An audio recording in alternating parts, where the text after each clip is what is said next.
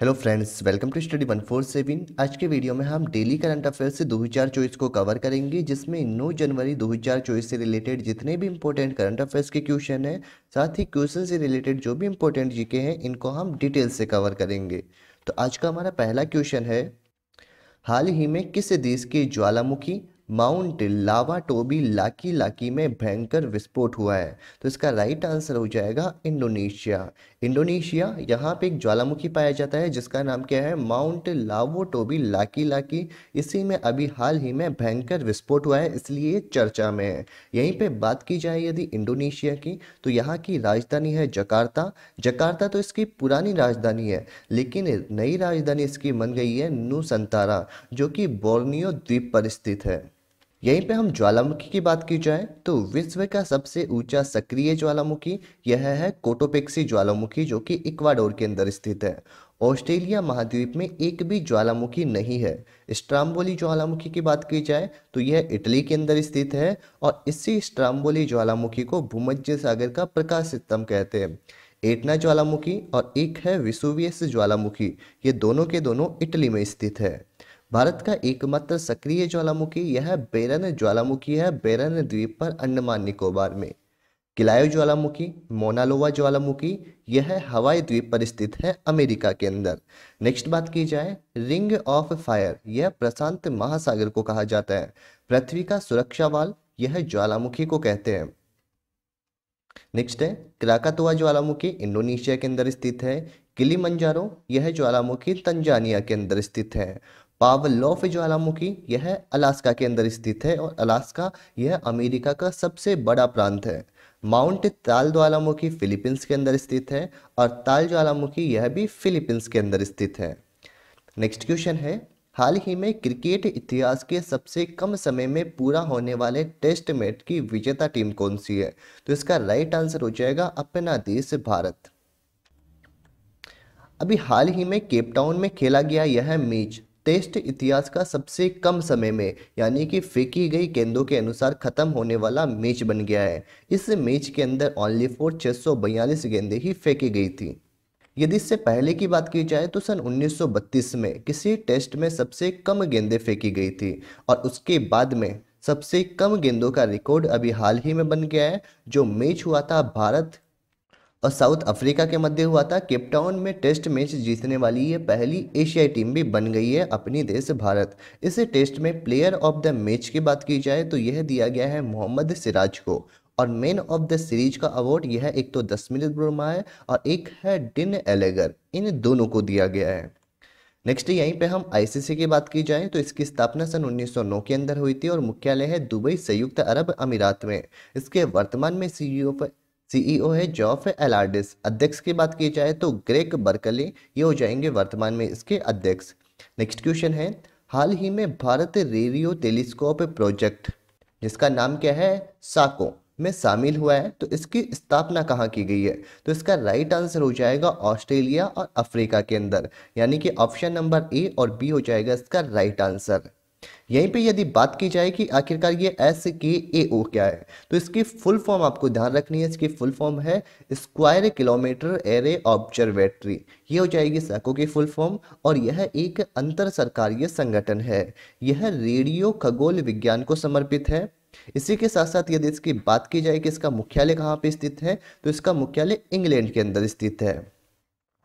ये जो प्रोजेक्ट है यह विश्व का सबसे बड़ा रेडियो टेलीस्कोप प्रोजेक्ट है। इस प्रोजेक्ट के अंदर बहुत सारे जो टेलीस्कोप है, एंटीना है, उनको अलग अलग लगाए जाएंगे। इस प्रकार से यह विश्व का सबसे बड़ा रेडियो टेलीस्कोप प्रोजेक्ट बन जाएगा। यह प्रोजेक्ट अफ्रीका और ऑस्ट्रेलिया के अंदर स्थित है। इसमें हजारों एंटेना की एक श्रृंखला है, जो कि खगोलीय घटनाओं का निरीक्षण और अध्ययन करने के लिए एक बड़ी इकाई के रूप में कार्य करेगी।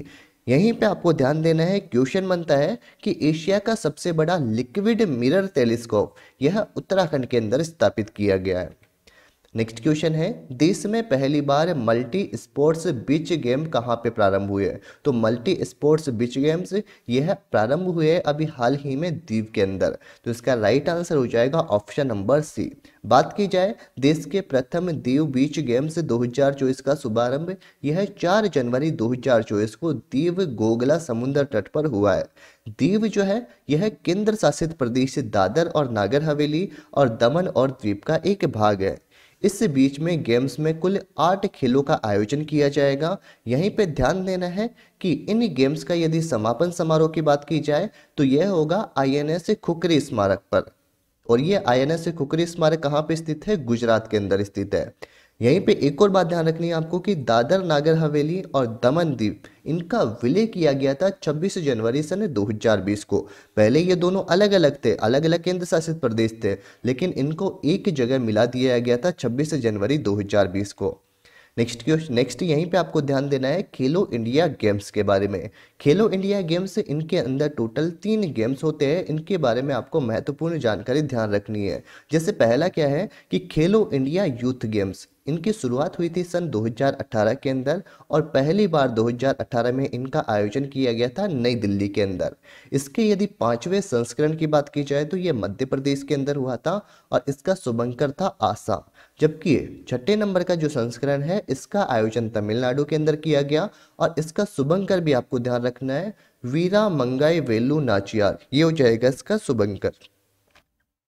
नेक्स्ट है सेकंड खेलो इंडिया यूनिवर्सिटी गेम्स, जिनकी शुरुआत सन 2020 के अंदर हुई थी और इसका पहला संस्करण सन 2020 के अंदर भुवनेश्वर ओडिशा के अंदर आयोजित किया गया और इसमें पहले स्थान पर थी पंजाब यूनिवर्सिटी।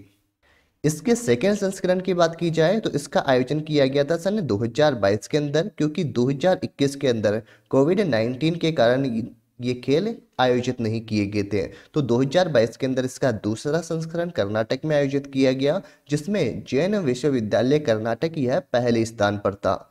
नेक्स्ट यहीं पे बात कर लेते हैं थर्ड संस्करण, जिसका आयोजन 2023 के अंदर किया गया और यह कहाँ पे हुए थे? उत्तर प्रदेश के अंदर। थर्ड नंबर का जो संस्करण था इसका शुभंकर था जीतू और इसमें प्रथम स्थान था पंजाब यूनिवर्सिटी का। नेक्स्ट है खेलो इंडिया पैरा गेम्स की बात की जाए तो इनकी शुरुआत 2023 के अंदर हुई थी और आयोजन नई दिल्ली के अंदर। इसमें यदि प्रथम स्थान की बात की जाए तो इसमें प्रथम स्थान हो जाएगा हरियाणा, जबकि शुभंकर है इसका उज्ज्वला और खेलो इंडिया पैरा गेम्स का ये पहला संस्करण था। नेक्स्ट क्वेश्चन है हाल ही में डिजिटल शेंगेन वीजा जारी करने वाला पहला यूरोपीय देश कौन सा है? तो इसका राइट आंसर हो जाएगा फ्रांस, यानी ऑप्शन नंबर बी हो जाएगा इसका राइट आंसर। यहीं पे बात की जाए कि जो फ्रांस है यह आगामी पेरिस ओलंपिक के लिए जो आगंतुक है इनको डिजिटल शेंगेन वीजा जारी करने वाला पहला यूरोपीय देश बन गया है। शेंगेन वीजा से बारे में आपको ध्यान देना है कि एक शेंगेन संधि हुई थी और शेंगेन संधि के ऊपर हस्ताक्षर हुए थे 14 जून सन 1985 को, जबकि यह प्रभावी हुआ था सन 1995 से। यूरोपियन यूनियन इसके 27 देशों के मध्य यह संधि हुई थी और 27 देश में प्रवेश की अनुमति देना, यह है डिजिटल शेंगेन वीजा का कार्य। बात की जाए यहाँ पे यूरोपियन यूनियन की तो इसमें 27 देशों का यह समूह है। पहले इसके अंदर टोटल 28 देश थे, लेकिन इंग्लैंड इससे बाहर हो गया है। इसका मुख्यालय है ब्रुसेल्स बेल्जियम के। नेक्स्ट यहीं पे ध्यान देना है 2024 के अंदर पेरिस से ओलंपिक का आयोजन किया जाएगा फ्रांस के अंदर। G20 2023 के अध्यक्ष था अपना देश भारत, जबकि G20 2024 के यदि अध्यक्ष की बात की जाए तो ये हो जाएगा ब्राजील। कोप 28 का आयोजन यूएई के अंदर किया गया था, जबकि कोप 29 का आयोजन अजरबैजान के अंदर किया जाएगा। कॉमनवेल्थ गेम्स 2026 इनका आयोजन विक्टोरिया ऑस्ट्रेलिया के अंदर होगा, जबकि 2022 के अंदर जो कॉमनवेल्थ गेम्स हुए थे इनका आयोजन बर्मिंघम इंग्लैंड में किया गया। 2028 के ओलंपिक इनका आयोजन लॉस एंजल्स में किया जाएगा जो कि अमेरिका में है, जबकि 2024 में कहाँ पे होंगे? Paris Olympic. एससीओ यानी कि संघाई सहयोग संगठन, इसकी अध्यक्षता 2023 के अंदर अपने देश भारत के द्वारा की गई थी। नेक्स्ट क्वेश्चन है हाल ही में मोटे अनाजों के उत्पादन को बढ़ावा देने के लिए रानी दुर्गावती श्री अन्न प्रोत्साहन योजना कहाँ प्रारंभ की गई है? तो इसका राइट आंसर हो जाएगा मध्य प्रदेश। और मध्य प्रदेश सरकार के द्वारा जो भी मोटा अनाज पैदा करेगा तो मोटा अनाज पैदा करने पर 10 रुपये प्रति किलोग्राम का प्रोत्साहन राशि दी जाएगी। यहीं पे ध्यान देना है 2023 के अंदर अंतर्राष्ट्रीय मोटा अनाज मिलेट्स या फिर बाजरा वर्ष घोषित किया गया था 2023 को। 2024 की बात की जाए तो इसे अंतर्राष्ट्रीय कैमलिट्स वर्ष यानी कि ऊँटों का वर्ष घोषित किया गया। 2010 यह अंतर्राष्ट्रीय जैव विविधता वर्ष घोषित किया था और प्रतिवर्ष 22 मई को अंतर्राष्ट्रीय जैव विविधता दिवस मनाया जाता है।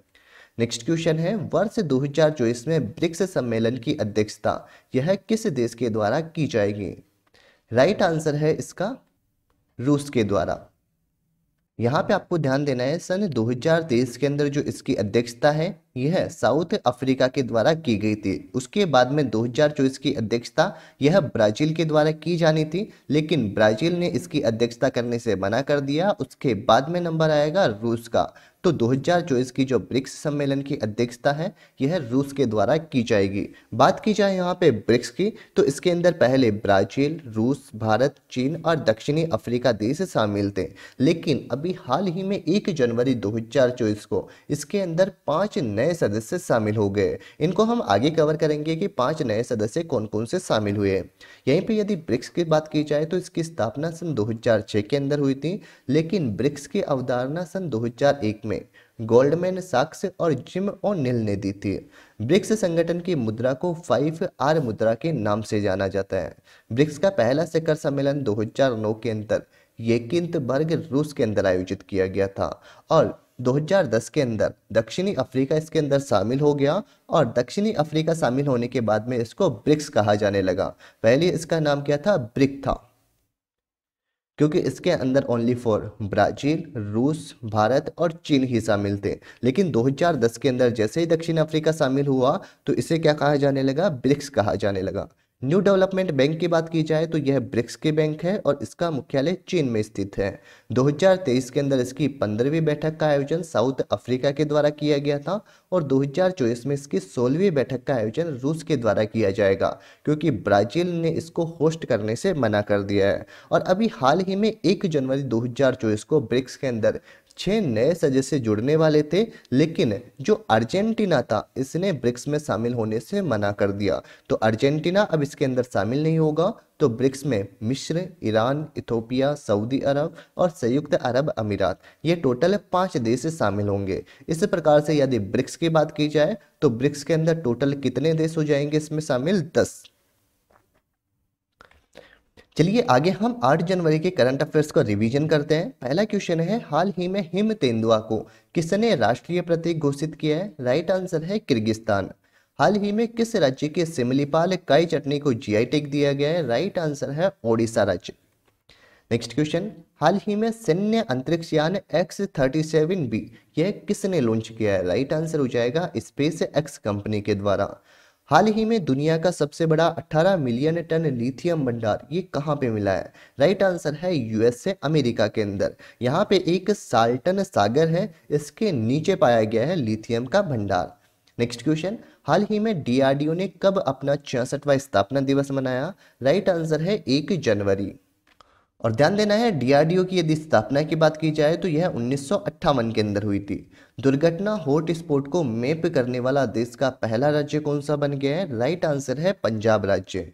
नेक्स्ट क्वेश्चन, हाल ही में किस राज्य ने एक साथ 108 स्थानों पर सामूहिक सूर्य नमस्कार का गिनीज वर्ल्ड रिकॉर्ड बनाया है? राइट आंसर है गुजरात राज्य के द्वारा। तो ये था आज का हमारा एक इंपॉर्टेंट वीडियो। अगर आपको हमारे वीडियो पसंद आया तो वीडियो को लाइक कीजिए, साथ ही हमारे यूट्यूब चैनल स्टडी 147 को सब्सक्राइब कीजिए। वीडियो के अंत तक बने रहने के लिए आपका दिल से धन्यवाद। जल्द ही मिलेंगे आपसे नेक्स्ट वीडियो में, तब तक के लिए बाय बाय, टेक केयर।